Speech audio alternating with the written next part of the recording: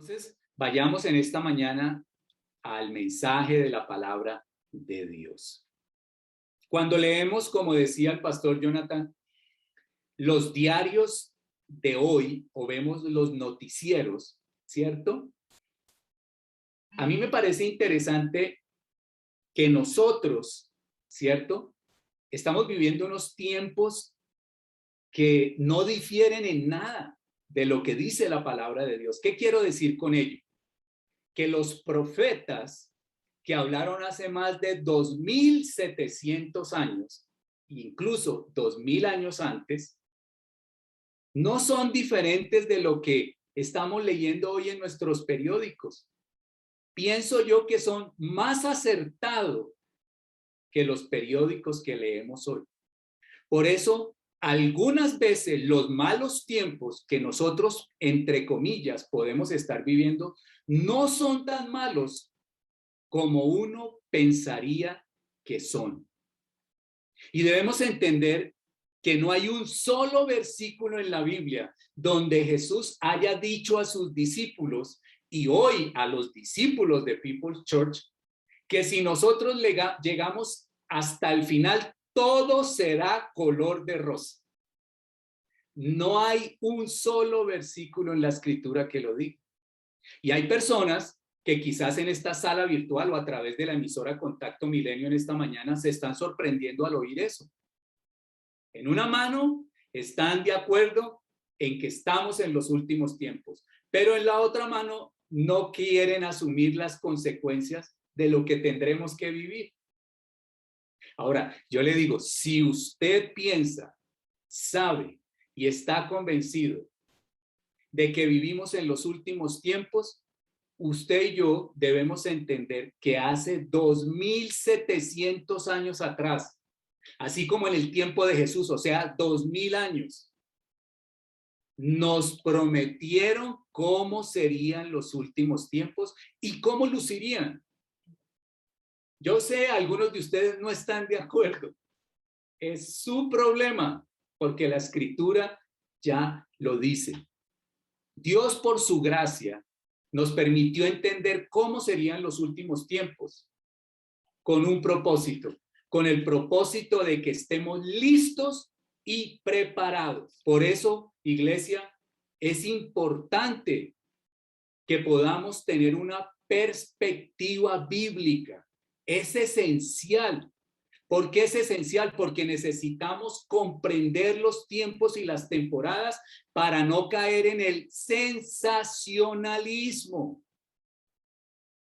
Por ello, entonces debemos ir a la palabra de Dios, porque es ella que nos permite saber dónde estamos. La Biblia es el libro que dice que en los últimos tiempos habrá gran decepción. ¿Y sabe cuál es la mayor decepción? Que por encima de las demás cosas, la palabra de Dios no es importante, incluso para la iglesia, incluso para los creyentes. ¿Y eso sabe a qué me recuerda? Yo quiero que ustedes me acompañen a un pasaje bíblico. Mire lo que dice Lucas en el capítulo 24, versículo 1 en adelante. Él dice: pero el primer día de la semana era el día domingo. Se suponía que era un día lleno de alegría, según lo que ya Jesús había anunciado que iba a suceder. Y dice, al rayar el alba, las mujeres vinieron al sepulcro trayendo las especias aromáticas que habían preparado. Encontraron que la piedra había sido removida del sepulcro y cuando entraron no hallaron el cuerpo del Señor Jesús. Aconteció que estando ellas perplejas por esto, de pronto se pusieron junto a ella dos varones en vestiduras resplandecientes. Estando ellas aterrorizadas e inclinadas sus rostros a tierra, ellos le dijeron: ¿por qué buscan entre los muertos al que vive? No está aquí, sino que ha resucitado. Acuérdense, escúchenme bien, iglesia, acuérdense cómo les habló cuando estaba en Galilea diciendo que el Hijo del Hombre debía ser entregado en mano de hombres pecadores y ser crucificado y al tercer día resucitar. Oiga, él mismo se los dijo. No han pasado sino 3 días después de la crucifixión y de haber enterrado el cuerpo de Jesús y ya se les había olvidado.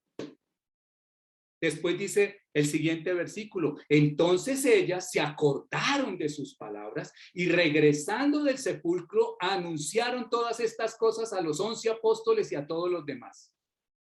Eran María Magdalena y Juana y María, la madre de Jacobo. También las demás mujeres con ellas decían estas cosas a los apóstoles. Ustedes se imaginan métase en la historia, métase en la narrativa. Usted se imagina a las mujeres corriendo y llegando a donde estaban los 11 y los apóstoles ahí. Usted se imagina a los apóstoles danzando. ¡Yeah! ¡Se cumplió! Mire lo que dice el siguiente versículo. A ellos estas palabras les parecieron como disparates. ¿Y qué? Oiga, ¿por qué es tan difícil creerle a las mujeres? Y no las creyeron. Pero Pedro se levantó, siempre reactivo Pedro, ¿no? Como, bueno, gracias a Dios por Pedro, le digo a los hombres, ¿no? Porque dice que no le creyeron a las mujeres, sin embargo, Pedro nos representa ahí y se levantó y corrió al sepulcro. Inclinándose para mirar adentro, vio solo las envolturas de lino y se fue a su casa maravillado de lo que había acontecido. Aquel mismo día, cambia la escena ahora a otro lugar. Aquel mismo día, 2 de los discípulos que iban a una aldea llamada Emaús, que estaba como a 11 kilómetros de Jerusalén, conversaban entre sí acerca de todas estas cosas. Diga conmigo, todas estas cosas. Muy bien, por los que tienen la cámara abierta. Los que tienen la cámara cerrada, espero que hayan repetido. Diga otra vez, todas estas cosas. Y conversaban entre sí acerca de todas estas cosas que habían acontecido. Y mientras conversaban y discutían, eso es una característica especial de los judíos. Ellos son como muchos de nosotros, muy racionalistas. Oiga, ¿cómo así? Pero si el hombre vino, lo seguimos dizque todos estos 3 años. Y ahora con la que nos salió, que se muere y nosotros esperando que tumbe al Imperio Romano. No, perdimos el tiempo. Jesús mismo, escúcheme bien, Jesús mismo se acercó y caminaba con ellos. ¿Usted se imagina ir al funeral de un amigo y a los 2 días tenerlo al lado? Y dice ahí, pero sus ojos estaban velados para que no lo reconocieran. Y él les dijo, ¿qué discusiones son estas que tienen ustedes? Perdón, que tienen entre ustedes mientras van andando? Les preguntó Jesús. Y ellos se detuvieron con semblante triste, como en otra versión dice, frustrados, en otras versiones dice, entristecidos. ¿Sabe qué? Jesús muere y mire la actitud de los discípulos. Se les olvidó todo lo que él les había dicho, que él tenía que morir y padecer, entregar su vida, pero que al tercer día resucitaría. Y mírenlos allí, tristes. Y en esta mañana hay muchas personas tristes, creyentes tristes porque no tienen esperanza, porque no están entendiendo la perspectiva bíblica para comprender los tiempos y las temporadas. Y él, con ese semblante triste, le contestan a él. Uno de ellos, llamado Cleofas, le dijo, ¿eres tú el único? Imagínese uno hablando con Jesús y contestándole de esta manera. ¿Eres tú el único visitante en Jerusalén que no sabe las cosas que en ella han acontecido en estos días? Y esto sí es una maravilla. Jesús, en vez de, oye, ustedes sí son, ¿no? Él les pregunta de una manera muy sabia, ¿qué cosas? Aún y todo les está dando la oportunidad a ver si ellos pueden recapacitar. ¿Qué cosas? Les preguntó Jesús. Y ellos le dijeron, las referentes a Jesús el Nazareno, que fue un profeta poderoso en obra y en palabras delante de Dios y de todo el pueblo. Y cómo los principales sacerdotes y maestros gobernantes lo entregaron a sentencia de muerte y lo crucificaron. Pero nosotros esperábamos que él era el que iba a redimir a Israel. Además de todo esto, este es el tercer día desde que estas cosas acontecieron. Y también algunas mujeres de entre nosotros nos asombraron, pues cuando fueron de madrugada al sepulcro y al no hallar su cuerpo, vinieron diciendo que también habían visto una aparición de ángeles que decían que él vivía. Algunos de los que estaban con nosotros fueron al sepulcro y lo hallaron tal como también las mujeres habían dicho, pero a él no lo vieron. Entonces Jesús les dijo, y Jesús nos reprende hoy como iglesia desde el mismo amor con que reprendió a sus discípulos hace 2000 años. Oh insensatos y tardos de corazón. ¿Para qué? Léalo usted en su Biblia, por favor. ¿Qué dice? ¿Para qué? Para creer todo lo que los profetas habían dicho. Se lo voy a repetir. Oh insensatos y tardos de corazón para creer todo lo que los profetas habían dicho. ¿Cuáles profetas? Jesús no está hablando del Nuevo Testamento. Recuerde que Jesús solamente tiene los libros del Antiguo Testamento, pero ahí está Jeremías, ahí está Isaías, ahí está Ezequiel, ahí está Daniel, ahí está Habacuc, están todos los profetas, está Samuel, está el mismo Moisés. Pero ellos no creían lo que los profetas habían dicho. Por eso tenían un semblante triste, como muchas personas lo tienen hoy, incluyendo aquellos que son creyentes. Y les dice, ¿no era necesario que el Cristo padeciera todas estas cosas y entrara en su gloria? Y comenzando por Moisés y continuando con todos los profetas, les explicó lo referente a él en las Escrituras. ¿Usted se imagina al Hijo de Dios, al Verbo, a la palabra de Dios encarnada, a la palabra de Dios hablando de la palabra de Dios? Y empieza él a demostrarle a los discípulos que es de él de quien se habla a través de todas las Escrituras. Y luego, como las ciudades era peligroso caminar de noche, le dicen a Jesús, ¿por qué no te quedas con nosotros? Está anocheciendo y el día está declinando. Y él entró y se quedó con ellos. Pero al sentarse con ellos, al compartir los alimentos y al partir el pan, entonces a ellos le fueron abiertos los ojos y lo reconocieron. Pero él se desapareció de la presencia de ellos. Y mire lo que dice más adelante. Es verdad que el Señor ha resucitado y se ha aparecido. Y al final dice de este capítulo, y ellos contaban sus experiencias en el camino y cómo lo habían reconocido al partir el pan.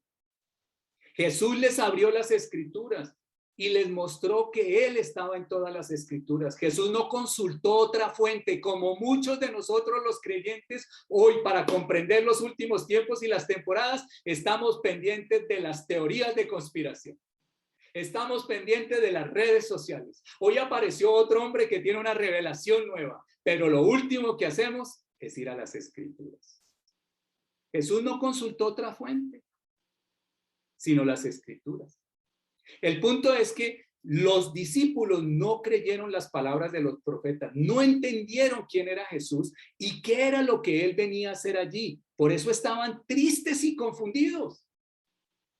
Dios quiere, iglesia, que nosotros conozcamos el fin desde el principio. ¿Por qué lo anunció antes? Porque Dios no se retiene como nosotros en el tiempo, Él es eterno, Él ya conoce el fin y nos lo anuncia anticipadamente. ¿Sabe qué? Dios nos envió un correo electrónico con un adjunto y que dice lo que sucederá en los tiempos finales. Mire cómo las Escrituras lo afirman. Mire lo que dicen los profetas. El profeta Isaías, allá en el capítulo 46, del versículo 9 al 11 dice, mire lo que dice Dios. Recuerden las cosas pasadas, aquellas de antaño.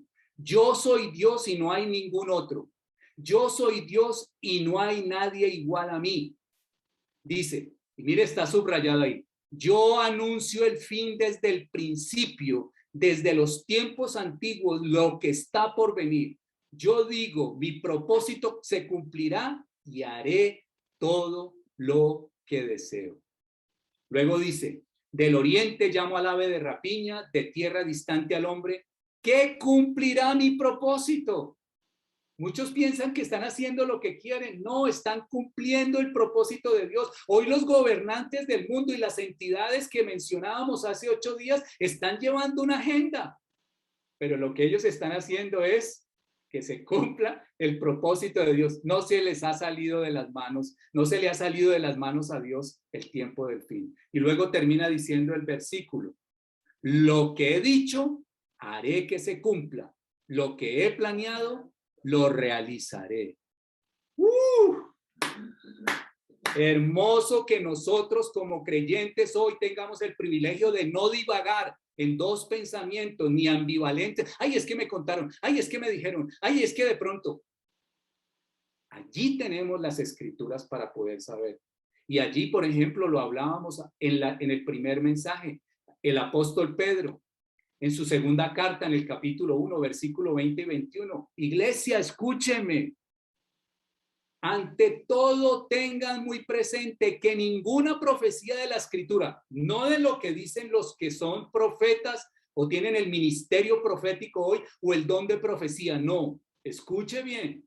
Ante todo tengan muy presente que ninguna profecía de la escritura, de lo que fue inspirado por el Espíritu Santo, de lo que fue revelado por el Espíritu Santo y que nos da iluminación por el Espíritu para entender estos tiempos. Ninguna profecía de la escritura surge de la interpretación particular de nadie, porque la profecía no ha tenido su origen en la voluntad humana, sino que los profetas, los que están en la escritura, no los que se autoproclaman profetas hoy. No, porque la profecía no ha tenido su origen en la voluntad humana, sino que los profetas hablaron de parte de Dios, impulsados por el Espíritu Santo. Por eso nosotros tenemos la palabra profética más segura para entender estos tiempos. Es fácil, iglesia, perder de vista lo que Dios está haciendo simplemente por no creer lo que los profetas dijeron y está escrito. Yo quiero decirle, eso no nos suele suceder solo a nosotros. Los judíos perdieron de vista al Mesías porque no creyeron a los profetas. Y en este tiempo, ¿qué hacemos, pastor? Muy bien, mire lo que dice la escritura en el libro de Hebreos. Dios, que muchas veces y de varias maneras habló a nuestros antepasados en otras épocas, ¿por medio de quién? De los profetas. En estos días finales, haga así, en estos días, gracias Álvaro y Melba, son los únicos que me acompañan hoy con la cámara. Muy bien. En estos días finales, nos ha hablado por medio de quién? De su Hijo. Es que Jesús, en el discurso de Mateo 24, habla de los eventos futuros y de los tiempos finales, afirmando lo que las escrituras ya vienen diciendo por los profetas. Y dice, a este lo designó heredero de todo y por medio de él hizo el universo. A los discípulos les sucedió. Y a nosotros, mira, a los dos de Maús les sucedió, pero era la condición de los discípulos, entristecidos, ensombrecidos, confundidos. Yo quiero que usted sepa, iglesia, y esto no es que sea dramático o calamitoso, pero los tiempos finales se van terminando y las cosas se van colocando más difíciles. Por eso el amor de muchos se enfriará. Porque va a haber más presión. ¿Usted vio esta semana las noticias en Europa? Holanda, Austria, Australia, al otro lado. Manifestaciones. Polonia.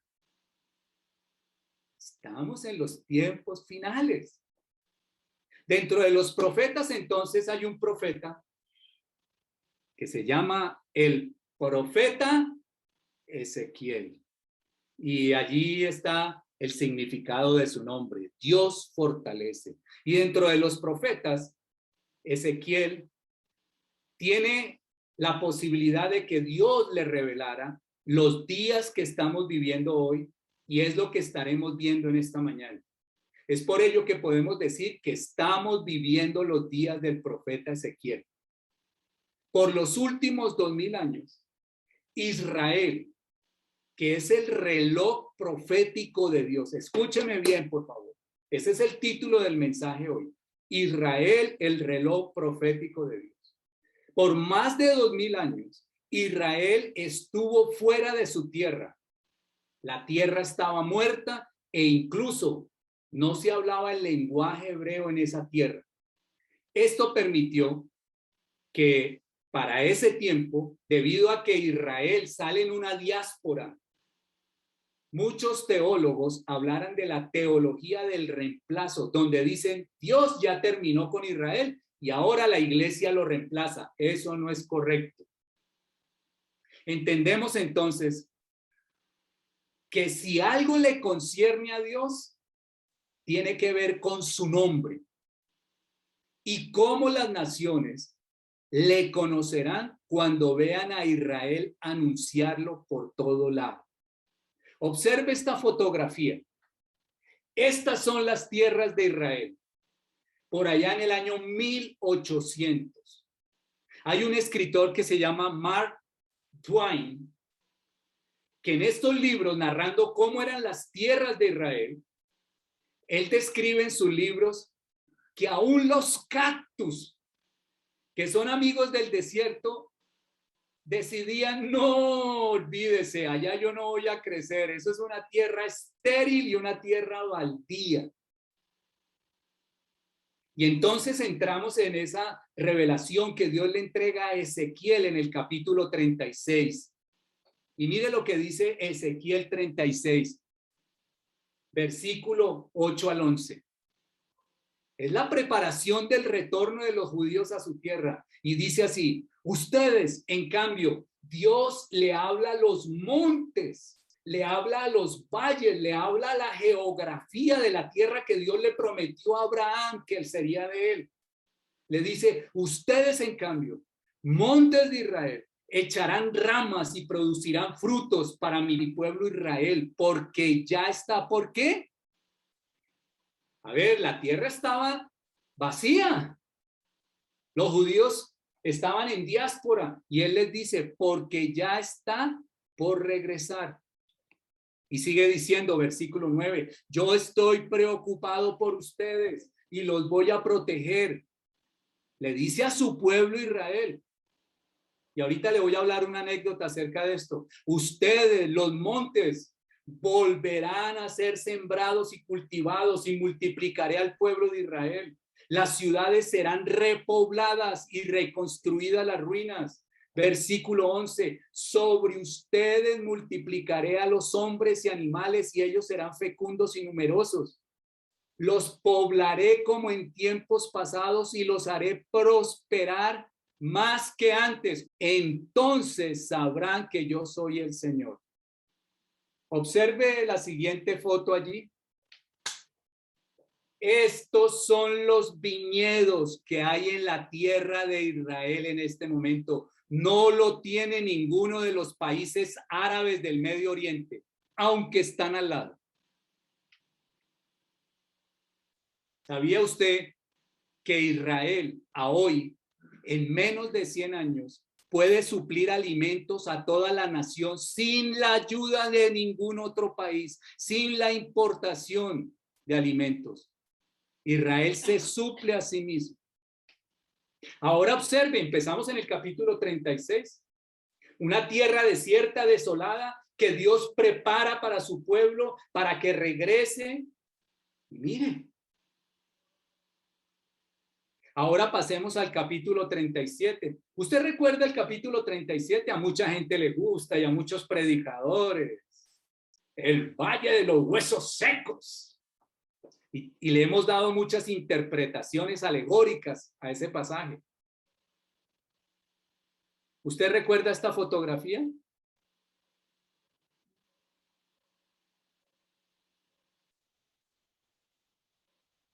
Mire lo que dice el capítulo 37 del versículo 11 en adelante.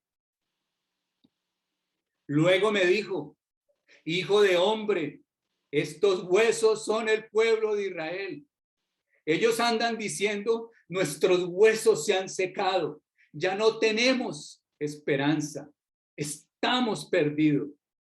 Por eso profetiza y adviérteles que así dice el Señor omnipotente: pueblo mío, abriré tus tumbas y te sacaré de ellas y te haré regresar a la tierra de Israel y pondré en ti mi aliento de vida y volverás a vivir y te estableceré ¿en dónde? En tu propia tierra. Escúcheme, para aquellos que se llenan de valor al decir que ellos son unos ocupadores. No, señor. Ese cuento palestino no corresponde a la historia. Dios está hablando a su pueblo. Y te estableceré en tu propia tierra. Entonces sabrás que yo, el Señor, lo he dicho y lo cumpliré. Y lo afirma el Señor.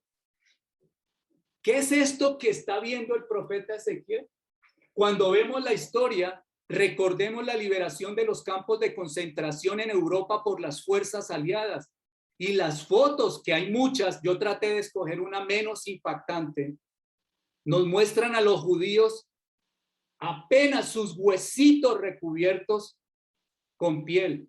Pero usted vio los rostros de estos hombres, hay unos rostros y hay unas fotografías supremamente impactantes. Unos ojos donde no hay esperanza. Y esta es la generación, déjeme decirle, esa generación es la generación que Dios rescata, y en el mismo capítulo Dios dice que abrirá sus tumbas. Más de 6 millones de judíos exterminados en las cámaras de gas y de otras maneras. Dice, abriré sus tumbas y los haré regresar a la tierra de Israel y los estableceré en su propia tierra. Y llama a la tierra Israel, no Palestina. Ellos no tomaron la tierra, no la ocuparon. Era de ellos, y lo que dice Dios es que volverán a ella. Y no hay ningún país en el planeta Tierra con una historia como la de Israel en menos de 100 años. Porque Dios es el que ha dirigido los pasos en ese orden. Ahora mire, Dios prepara la tierra y Dios prepara a su pueblo. Esta fotografía que usted está viendo es lo que se llama el Aliá, que es trayendo a todos los judíos de la diáspora. Solamente en el año 2020, más de 20,000 migrantes regresaron a la tierra de Israel desde más de 60 diferentes países en el mundo. El gobierno israelí y las organizaciones no gubernamentales, no profit organizations, están en la tarea de traer y regresar connacionales a Israel. Y este ministerio, People's Church, ha aportado dinero para ello. Bendecimos a Israel, bendecimos la tierra del Dios Todopoderoso, que por su gracia nos alcanzó. Y en mayo 14 de 1948, estando las tierras de Israel bajo el mandato británico, los judíos pasaron del holocausto a su tierra, al Estado de Israel, y se cumple una vez más lo que Dios mostró a los profetas que iba a suceder en el fin de los tiempos con anticipación. ¿Qué podemos ver entonces allí? La preparación de la tierra, cumplido. El rescate del remanente, cumplido. Y el retorno a la tierra, cumplido. Yo quiero que sepamos, iglesia, que hoy, después de 100 años, Israel es la única democracia estable y es el único país que le da estabilidad al Medio Oriente. Israel en este momento es un país seguro, estable y próspero. Sí, lleno de problemas, de ataques. En mayo de este año hubo un lanzamiento de más de 4,000 cohetes lanzados desde la Franja de Gaza, subsidiados por el régimen islámico de Irán, que es el que entrena los proxies o las milicias de Hezbollah, de Hamas en el Medio Oriente. Y sin embargo sigue siendo estos últimos 10 años el país, a pesar de todo eso, Israel sigue siendo un país seguro, estable y próspero. Israel es una superpotencia regional en agua. ¿Usted sabía que el 25% del agua que usa Israel es de sus recursos naturales? El 25%, pero el 75% del agua que utiliza Israel es producto de la tecnología que utiliza para reciclar las aguas. Desalinación. Tienen las mejores plantas de desalinación que hay en el mundo. Son los inventores de la desalinización del agua marina para poder utilizarla como agua potable. No solo eso, yo no sé cuántos de ustedes hace 6 años aquí en Colombia llegó la máquina traída desde Israel, donde ellos desarrollaron una máquina que obtiene agua del aire, de la humedad del aire, y la convierte en agua. Hoy Israel no solo es una superpotencia regional en agua, sino que es una superpotencia en energía. Hace apenas unos 2 o 3 años atrás, se han encontrado los mayores yacimientos de gas natural sobre las aguas del Mediterráneo, las aguas que le corresponden a Israel, con trillones de metros cúbicos de gas. Por eso el señor Putin tomó un avión desde Rusia hasta Tel Aviv y dijo, vengo a negociar. Y los amigos de Israel le dijeron, no, contigo no queremos negocios. Porque ahora Israel es una superpotencia en energía. En Israel, usualmente de los 365 días al año, 350 días son de sol permanente. Y el 30% de la energía que utiliza la nación de Israel la obtiene de la energía solar. En las partes desérticas tienen unas instalaciones donde hay millones de paneles solares. Y posiblemente para el 2025 ese desarrollo de energía solar cubra un 30% del consumo de energía de Israel.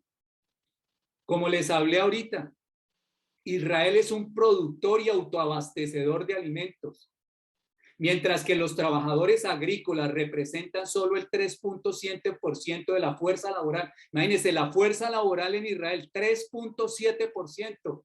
Israel produce el 95% de los requerimientos para abastecerse a sí mismo. En el 2020, 10 compañías israelitas aparecen en el listado de las 50 empresas a nivel global con mayor agrotecnología en la producción de alimentos. Además, Israel es uno de los países a la cabeza militarmente a nivel mundial. Es la 8ª potencia, pero es la primer potencia militar en la región del Medio Oriente. Es reconocido por su armamento, por sus sistemas de defensa. Y también Israel es un país a la vanguardia de la tecnología avanzada. Las cámaras por las cuales nos estamos viendo y las que están en los dispositivos celulares son diseñadas en Israel. Adicional a eso, Israel es una superpotencia en ciberseguridad. Es el 4º país en lograr llegar a la Luna en un vehículo espacial.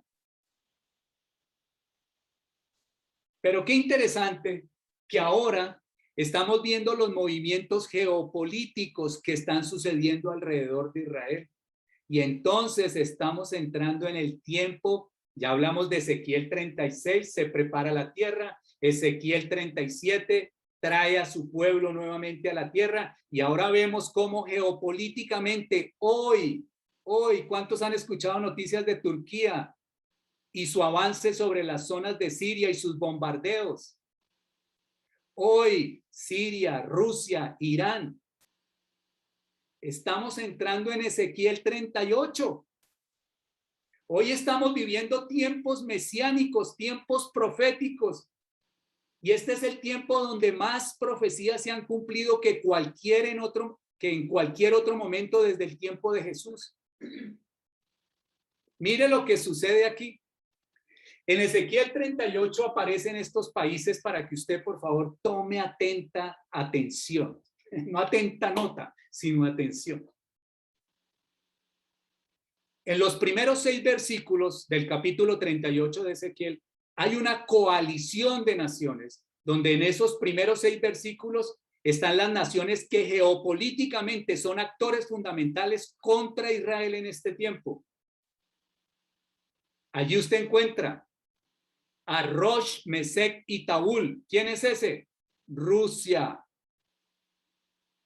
Ya Rusia está en las fronteras de Israel, sobre los montes del Golán. Porque hace 7 años Rusia dijo que iba a restaurar a Siria, lo cual no va a ser así. El segundo país que aparece en esa coalición es Persia. ¿Quién es Persia? Irán. Mire, Irán está en una crisis sin alimentos para sus ciudadanos. Usted ha visto las marchas. Están sin electricidad, no hay camas hospitalarias, pero todo el dinero lo invierte en armamento y en entrenamiento de milicias para desestabilizar el Medio Oriente, porque como lo ha dicho su líder religioso, necesitan borrar del mapa a Israel, que es el pequeño Satán, y borrar del mapa a Estados Unidos, que es el gran Satán.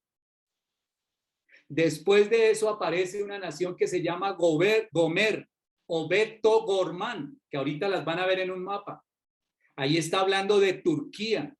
Hace pocos años atrás, Turquía era un país secular musulmán.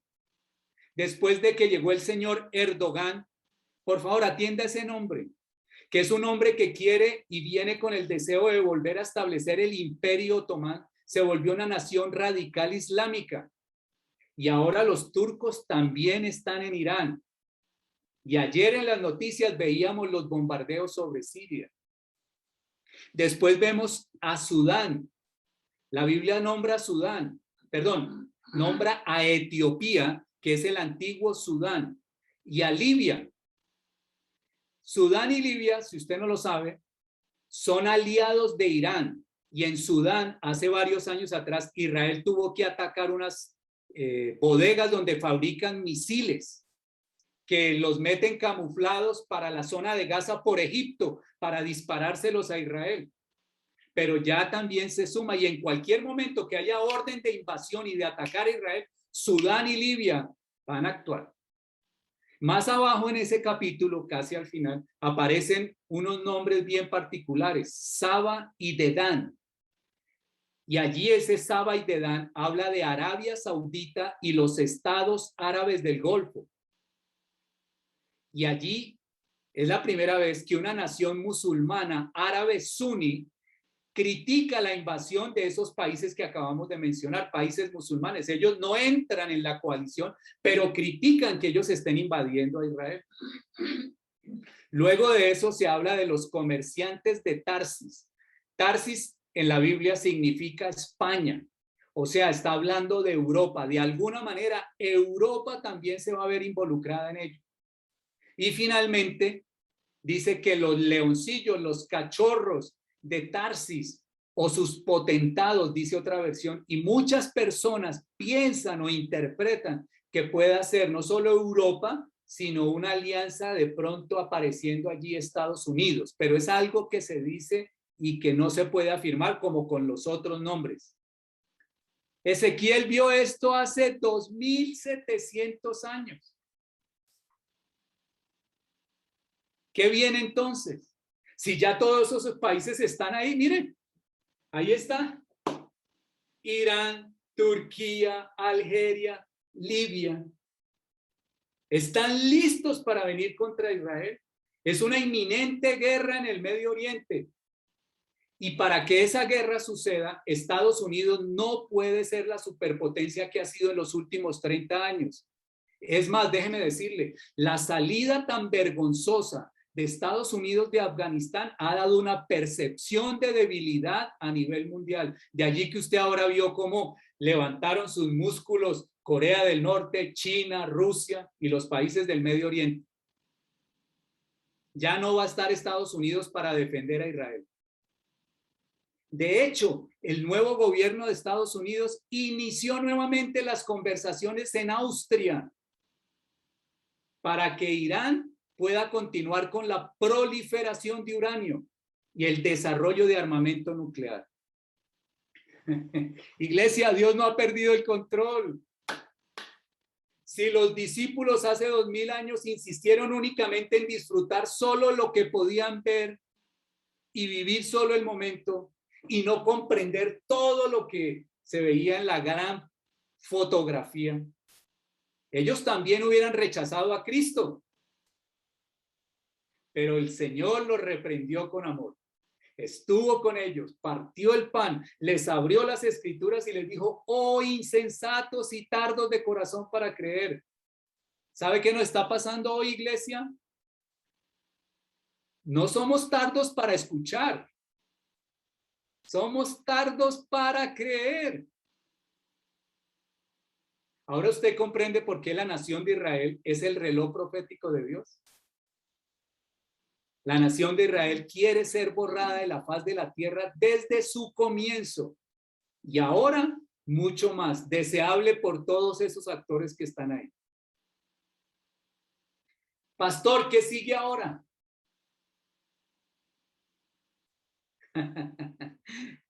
No crea que va a ser confusión. Mire lo que declara el profeta Isaías en el capítulo 17, en el versículo 1. Hay una profecía contra Damasco. Damasco es la capital de Siria. Y yo quiero que usted entienda. Hay profecías que son un futuro cercano y hay profecías que son un futuro lejano.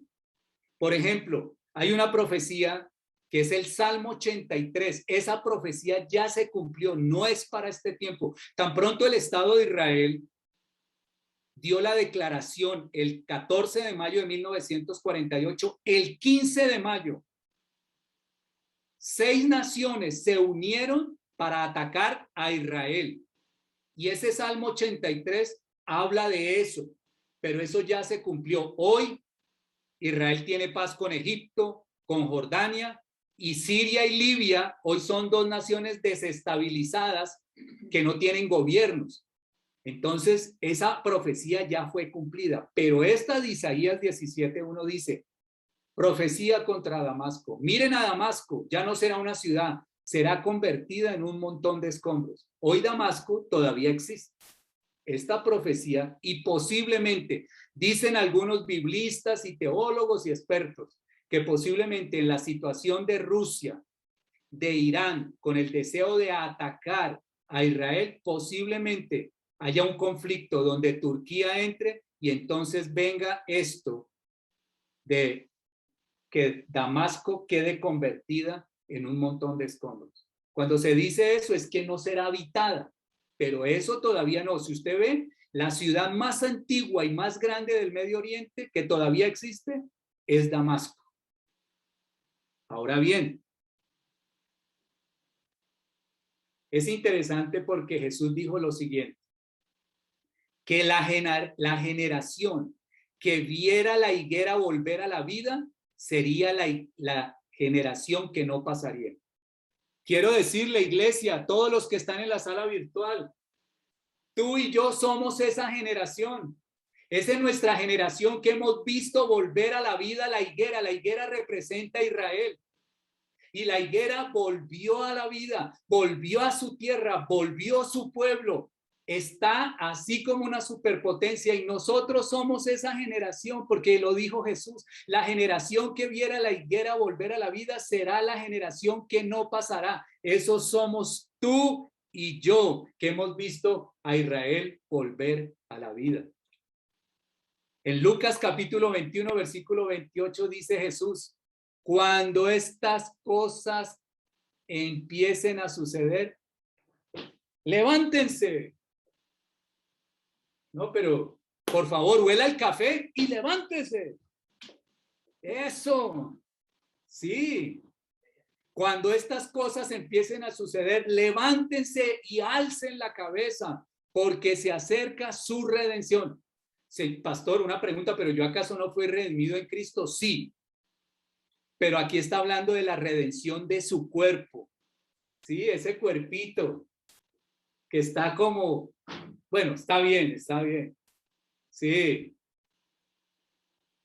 Acuérdese lo que dijo el apóstol Pablo por allá en 1 Corintios capítulo 15. Cuando lo corruptible se revista de lo incorruptible, lo mortal de inmortalidad, entonces se cumplirá lo escrito, la muerte ha sido devorada por la victoria, porque a nosotros los creyentes nos será dado un cuerpo nuevo. Ahí está hablando, cuando ustedes vean suceder estas cosas, cobren ánimo, y para eso son estos mensajes, para que cobremos ánimo. Nosotros no podemos andar sin esperanza o preocupados. Ay, ¿qué pasó? Ay, va a venir un progresista. Ay, se cumplirán los tiempos porque se acerca la redención de nuestro cuerpo. Mire lo que dice Romanos capítulo 8 versículo 23. Y no solo ella, sino también nosotros mismos que tenemos las primicias del Espíritu. Nosotros que hemos aceptado a Jesús tenemos las primicias del Espíritu. El Espíritu Santo de Dios nos ha sido dado. Y gemimos interiormente mientras aguardamos nuestra adopción como hijos. Es decir, ¿la redención de qué? De nuestro cuerpo. Nosotros ya fuimos redimidos. Nuestra alma recibió perdón de pecados, fuimos redimidos. Fuimos comprados a precio de sangre, hemos recibido la vida eterna, pero todavía falta que nuestros cuerpos sean redimidos. Lucas 21:31 dice, igualmente, cuando vean que estas cosas suceden, sepan que el reino de Dios está. Estamos viviendo los últimos tiempos. ¿Y qué es lo que estamos esperando nosotros? Que suene una trompeta. Y al sonido de la trompeta, los que hayan muerto con Cristo resucitarán primero, y los que estén vivos serán tomados para ser llevados con él y recibirlo en las nubes. No importa lo que esté sucediendo, no importa cuánta presión el mundo ejerza, no importa quién venga, nosotros debemos perseverar y animarnos. Dios nos reveló el fin desde antes a través de los profetas que están en la Escritura. Para cerrar, Romanos capítulo 13, versículo 11-13 dice, iglesia, y este es mi mensaje hoy, al darnos cuenta que Israel es el reloj profético de Dios, que se avecinan otras cosas que ya han sido anunciadas, pero como las anteriores se han venido cumpliendo. Y que nosotros, la Escritura nos anima a que hagan todo esto estando conscientes del tiempo en que vivimos. No es tiempo de jugar si somos cristianos o no.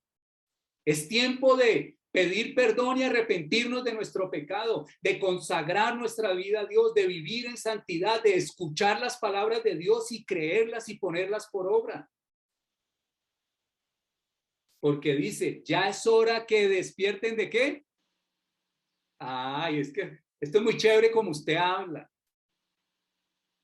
No, no, no, exacto, exacto, estamos adormilados y esperando a ver con sensacionalismo, ay, ¿será la marca de la bestia o del bestial? Estamos esperando el harpazo, como se dice en griego, el arrebatamiento de la iglesia. Eso es lo que estamos esperando. Si tú has puesto tu fe en Jesucristo, si tú crees la obra que él hizo, que en él has recibido perdón de pecado, el Espíritu de Dios ahora está en ti, vive en ti para que puedas vivir para él, y el día que él venga por su iglesia podamos ir a a esa mansión que él preparó para nosotros. Lleva 2000 años preparándola. Ahora, ¿qué dice el versículo? Ya es hora que despierten del sueño, pues nuestra salvación está ahora más cerca que cuando inicialmente creímos. La noche está muy avanzada y ya se acerca el día. Por eso, dice ahí, por eso dejemos a un lado las obras de la oscuridad Iglesia, dejemos el pecado, dejemos de jugar a ser cristinos, crispetas, seamos cristianos, conocedores de la palabra y de los tiempos por la palabra.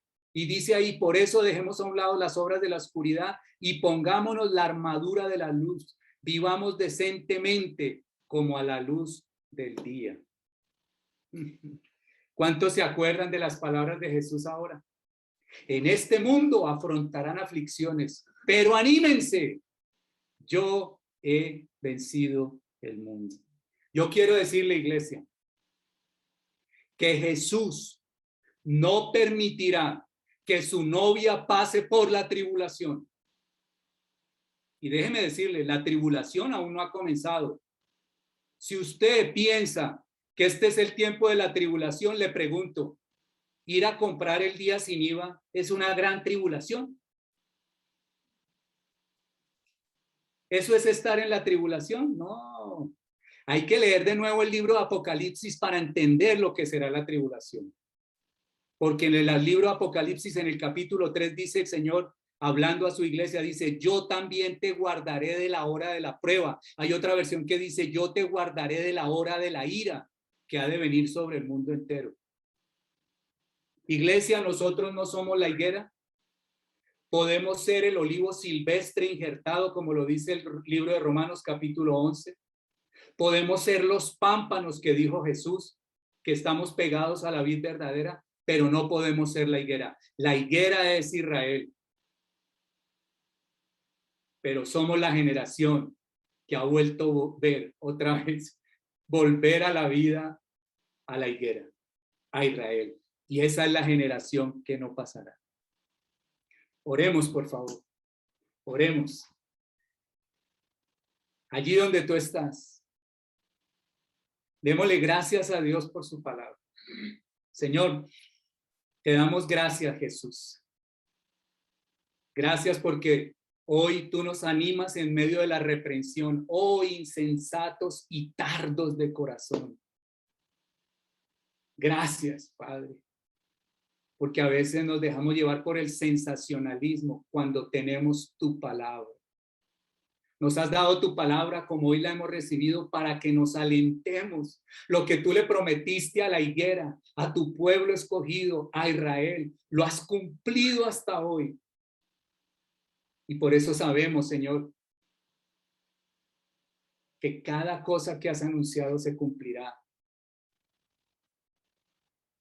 Gracias porque a través de esta palabra no estamos aumentando, Señor, el desaliento. Por el contrario, el aliento en medio de la claridad que tu palabra nos ofrece.